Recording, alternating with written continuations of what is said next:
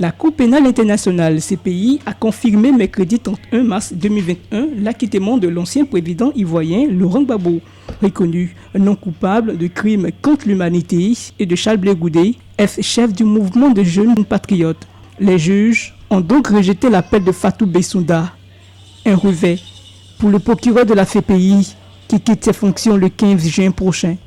Une nouvelle qui était très attendue par les militants et sympathisants du FPI, le parti de Laurent Gbagbo, et qui a provoqué des scènes de liesse en Côte d'Ivoire.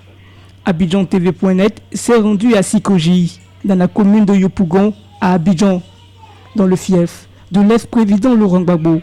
C'est le fief de monsieur le président Laurent Gbagbo. Yopougon de Gbagbo, c'est ici.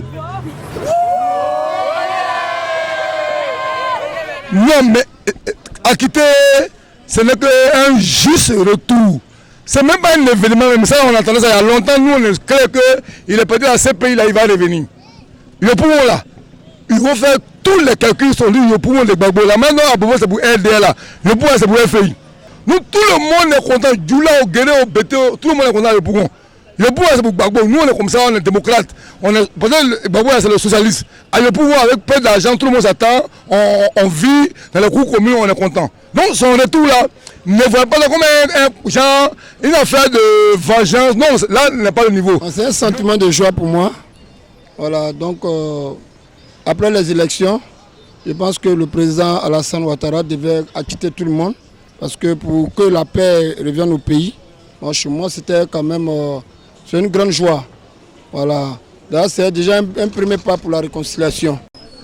Je me réjouis parce que depuis 2011, j'avais prédit que la vérité va triompher au mensonge. Parce que la vérité, c'est la lumière. La lumière, c'est Dieu. Mais le mensonge, c'est les ténèbres. Et les ténèbres, c'est le diable. Le diable, c'est qui? C'est lui qu'on appelle le père du mensonge et le père de la rébellion. Des gens qui ont tué, égorgé et qui ont voulu porter le chapeau des crimes à Laurent Gbagbo et Blé Goudé pour les mettre à ce pays. Aujourd'hui, voici leurs rebelles eux-mêmes qui sont en train de confesser. Des gens qui sont recrutés pour tuer les Ivoiriens, qui mettaient eux-mêmes, qui sont en train de juger. Ça veut dire que ce chapeau de crime contre l'humanité qui est là-bas, là, ils doivent aller répondre à ce chapeau parce que c'est un combat. Lorsqu'on accuse quelqu'un, dans son retour, on se réjouit. Tous les Ivoiriens doivent aller l'accueillir. Une libération qui est une note d'espoir pour ses sympathisants. Le pouvoir va reprendre la vie. La rue Pessé va redécoller. Sikoji le tout va redécoller. Les maquis de Zougou vont redécoller. Les Pékaïdons vont redécoller. Ado, Bédié, Gbagbo, tout le monde ensemble. Ils vont faire la politique. On ne sait pas une affaire de dire on va reprendre les événements. Quelqu'un va faire par là. Mais les victimes de la crise post-électorale comptent mener des actions. Ils l'ont fait savoir dans un communiqué rendu public. Et je cite: « Nous allons rencontrer les victimes dans les 48 heures à venir pour apaiser les cœurs et atténuer les souffrances. Après quoi, nous allons initier des actions. Ce que je voudrais dire, la Côte d'Ivoire a beaucoup souffert.